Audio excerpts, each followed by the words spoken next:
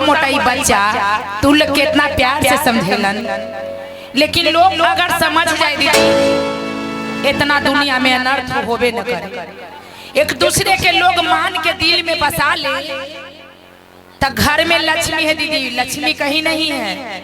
सोच रहे होंगे ना कि कमाईबा तो धन मिलता, लेकिन धन कहीं न कमाईला से मिलता है दीदी। जब तक आपस में प्रेम नहीं करिएगा, जब तक अपने आप में रिश्ता नाता में जुड़ के नहीं रहिएगा, तो दुनिया संसार में कमाईला से धन नहीं होता दीदी, अपना बनाईला से धन होता है।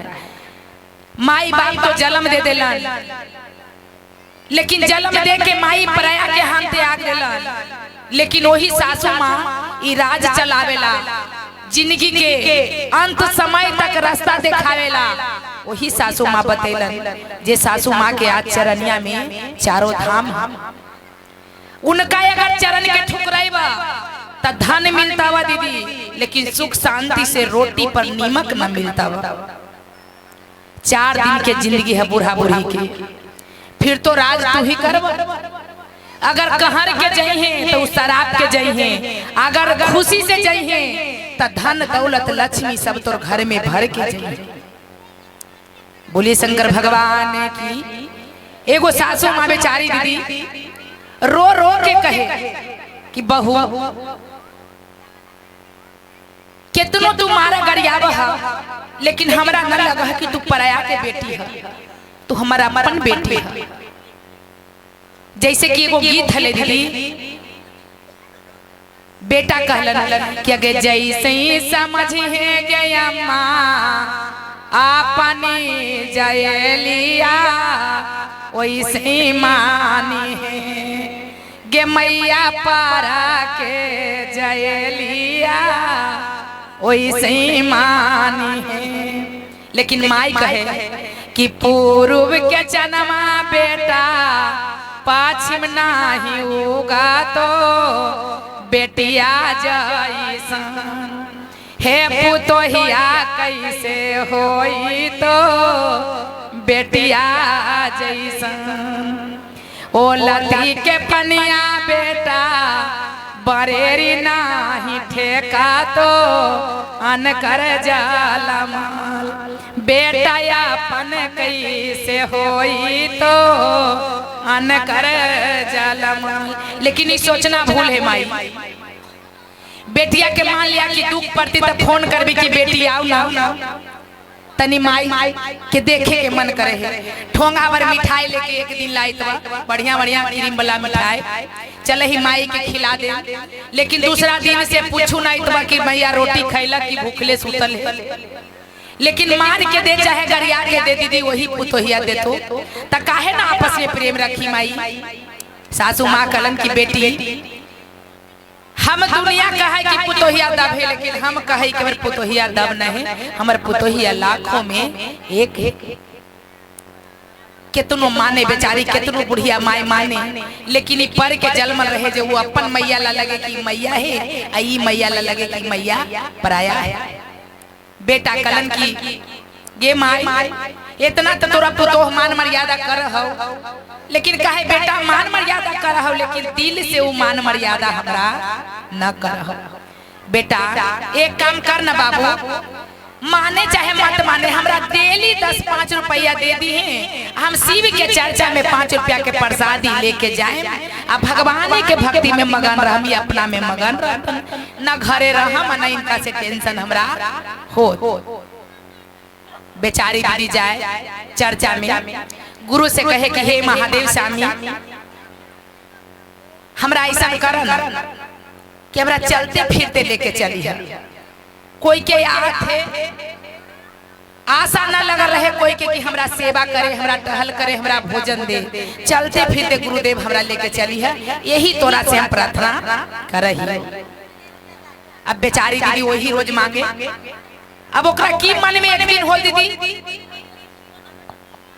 कि सोचलन कि अपन हाथ से लगे कि भगवान के हम भोग लगा लें, लेकिन पुतोहिया से डर से न कहे कि हे बेटी हमरा पूजा करे के मन करे है, चर्चा करावा, मन के बात मन में रखे दीदी। और रोज ही बगीचा ऐसे बेचारी घूमे जाए, एगो केला के पेड़ पर ओकरा नजर पड़ गया, छोटा सा केला। वो सोचा कि एक केला में तो एक के फर फरा है दीदी, फिर पेड़ टूट के गिर जाए। यही फल से भगवान के भोग लगाएंगे कि जो फल भगवान ने केवल जूठा करे, वो फल दूसर जूठा न करे। जैसे कि दीदी आमे फरा है तो इस साल फरली तो फिर तो अगला साल फरते, लेकिन वो केला तो माई जड़े से खत्म हो जाए। वही फल से महादेव के भोग हम लगाए। केला के पेड़ लगाया दीदी, बहुत सुंदर ओकरा में घौर लटकल, इतना सेवा करे उ पेड़ में कि ओकरा पर एगो मक्खी तहाद न बैठे दे कि गुरु के भोग लगाम अपन हाथ से। बाल बच्चा के तरह ओकरा सेवा कैले रहे। कुछ दिन के बाद दीदी बढ़िया घौर ओकरा में लटकल, एक दर्जन में पियर सा एगो देखो पियर पियर एक एगो केलवा होवे लगा है। पियर पियर पियर धाऊ जब होवे लगल दीदी तो एकरा लगल कि अब गुरुदेव के भोग हम लगा दे। अगोर के बैठा रहे कि भले ना कौआ चील ओकरा में लोल मार दे। होनी भी दीदी ब्रह्मा विष्णु महेश महादेव सब देवतन मिल के उनका लालच आ गए कि हो न सके बुढ़िया कि हमरा से पहले कोई आओ देवता के भोग लगा दे। ब्रह्मा विष्णु महेश अपने मनुष्य के रूप धर के, आदमी के भेष धर के आ सोचलन कि आज सबसे पहले भोगी बुढ़िया के केला में हम ही लगा दे। तीनों मिल के अलन, बुढ़िया बेचारी देखते रहे, ओकरा बोरा से झांप के रखे।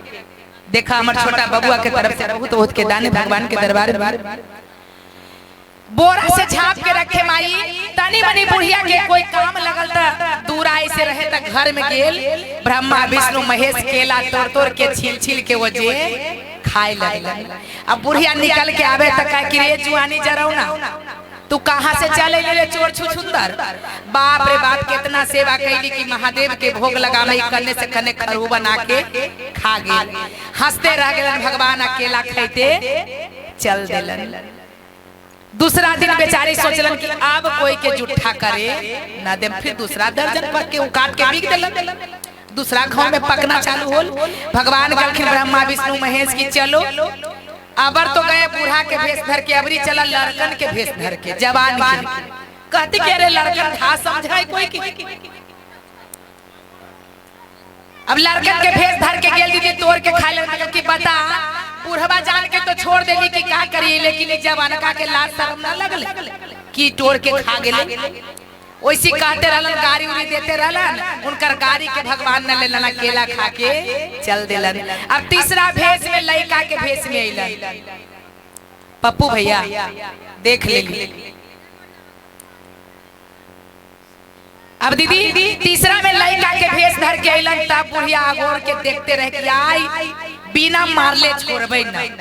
आई कोई रहे मार के गोर हाथ आई तोड़िए देवे, काहे के भगवान ला आशा कैली। काहे दीदी जहाँ घरे थोड़ा सा सुन ला ना कथा, उसके बाद चल जाइएगा थोड़ा सा 2 मिनट के लिए। दीदी अगोर के बुढ़िया लोग के देखत रहे तो देखलन कि तीनों बच्चा के भेष धर के अबरी आइले। बुढ़िया के दिल से दीदी शराब निकल गई। जैसे कि दीदी मनुष्य के 24 घंटा में एक जीवा पर गलत जवाब रहता है दीदी, गलत शराब कखनी केकरा पड़ जाएगा वो कोई नहीं जानता है। बुढ़िया के दीदी दुख से अंदर से ऐसा शराब निकल कि कहल कि हे भगवान हमरा इतना अजीज कैले है चोर चिल्हार, ऐसा कर कि केलवा के पेड़वे में सट के रह जाए। आप परिए गेले शराब दीदी, तीनों केला तोड़े लगल ना, तीनों सट के ओकरे में रह गेल।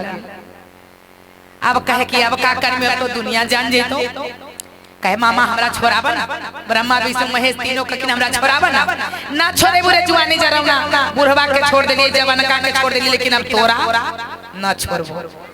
कलन की अच्छा ठीक है, कौन गलती कैलियो, खाए के मन हलो खा गेलियो, किनका खिलावेला रखले हला। भगवान कहे लगलखिन कि किनका खिलावेला रखला, ताकि हम भगवान के भोग लगावे लगी रखली। कौन भगवान के? ब्रह्मा विष्णु महेश महादेव तीनों लोग के सामने के भोग लगैती रह, तू खा गेले जो खा ले। कलखिन मामा तोर भक्ति आ तोर प्रेम देख के तोर हाथ से भोग खाए के का हमरा अपने आप में तोर चरण में हम आके भोग लगा लेनी। जानना चाहा कि अब कौन ही? कलखिन कौन है बतावत?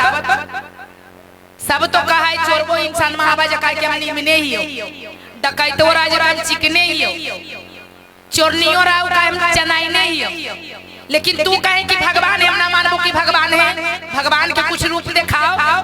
ब्रह्मा विष्णु महेश दीदी तीनों अपन रूप में आ गए। चरण पर गिर के बुढ़िया कलन की धन हो प्रभु आपको चरण के, कि मेहनत करती हल तोरा भोग लगैती हल तब पूजा पार ना लगत हल। लेकिन जे सोचली कि भगवान के भोग लगा, प्रभु जी भोग लगा लेला। लेकिन हाँ कलन मामा इतना गाड़ी देला, लेकिन तोरा आशीर्वाद हमरा है गाड़ी। लेकिन तू मांगा ही बधाई में का मांगा? कलन की हम ये मांगा ही हो कि हमर पुतो एगो है ना बड़ी खटकीनी है, हम ना कही कोई से, लेकिन ओकरा से हमरा सेवा करावे के मौका ना दिया प्रभु। हमरा ले चलिए जिंदे स्वर्ग, मने देखते जाओ कि संसार में लोग कैसे जाए। महादेव की कैलन दीदी उनका सोना के डोली भेजलन, 3200 कहार भेजलन, जिंदे बूढ़ी के डोली में बैठा के ले जा। अब दुनिया देखते कि फलनमा के मैया जा रहा, हुआ जा रहा, हुआ जा रहा, उड़ल जा रहा। अब बुढ़िया के कहे कि आए है तोर ससुया तो ऐसे हो गलो, बेटा आवैयन त रोबैयन की माई के हमर कैसे का होल, जे हमर माई जिंदे स्वर्ग चल गेल, इतना पानियों के पैठ न होल। काम क्रिया कैलन दीदी। अब देखो कि कैसे सजा भगवान दे हथिन। नारद जी उनका ही भेष धर के अइलन कि जे तू कैले है जे सजा तोरा भोग के जा से जाए पर तू पुतोहिया के। रास्ता में बेटा काम करके रोज आवैयन त नारद जी मिलन, नारायण प्रभु नारायण प्रभु। कलन बेटा नारद जी अपने बोले लगलन, साधु के रूप धैले रहल कि तोर घर में बेटा कुछ दिन पहले बहुत भारी सा घटना होलो है। तो कि बाबा तो कैसे जाना? अरे कैसे न जान बोले चलवा तो डाउन औरतिया हो ना, अरे वो हाकल डाइन हो डाइन। कैसे कहूँ तोर मैया के कुछ दिन पहले जिंदे उड़ा दे को पता हो ना, तो भगवान जान रहा ना दीदी। नारद जी तक कुटना है सही कहला बाबा। अरे औरतिया डाइन हो तकी कैसे कहा? तकी देखी है आज तू रातवा में सुतबे ना तब पीछे से औरतिया तोरा खाए ला मुंह बड़का बड़का फाड़तो कि कैसे एकरा चीबा जा। कल की अच्छा बाबा तक चेक करके हम देखो। मर्दानमा चल गेल काम करे, रात में आवत हम अब फिर चले ला औरतिया भिक्षा न देहु भिक्षा न देहु। औरतिया निकले तो कहे बउआ तोर मर्दावा तो इतना गलत लाइन पर उतरल हो कि तोरा ना चाहतो, तोरा से कर फेर के सुततो। तू देखी हा ओकरो में एगो करामत हो कि रातवा में सुत जैथु ना त तू अपन जिभिया से ओकर पिठिया चाट के देखी हा। नुनगर लगतो त समझिया कि नून के सरिया तू रखतो, मीठा लगतो तो तोरा चाहे वाला ना। अब बतावा है दीदी ई कह देलन ऐसे, मर्दानमा के कह देलन वैसे। मर्दानमा आल तक कहलक ना, अब उनका से चुप्पे चाप कर फिर के सुतल और दियो सुतल। सोचा कि कखनी नींद पड़े कि का हम पिठिया चाट के देखई। अब जैसे ऐसे मुंह फराइया तेरा लगा कि अब तो हमरा खइबे करते। जब ऐसे कैलक सुप्रथिल माई, जब ऐसे मुंह घुरा के देखे तब बड़का मुंह औरतिया फाड़ ले त कहे बाप रे सच्चे उ बाबा कहलखिन कि तोरा औरतिया बड़ी हाकिम डाइन हो, तोरा चीबा जातो। भोथर काकुट पे जैलन आ कुट्टी कुट्टी काट के जैसन करनी वैसन धरनी ओकरा छिटपिटा के प्राण ले लेलन। तो जैसा जो करेगा संसार में लोग माई उतने भगवान फल देते हैं। कहते हैं कि सच्चाई करिएगा तो भला जरूर होगा, बुराई करिएगा तो एक दिन अंत जरूर होगा। बोलिए शंकर भगवान की, पार्वती मैया की। हिस्सा है माई लेकिन पचमुखी सब चीज है, गीत है तो वही है, चर्चा है तो वही है।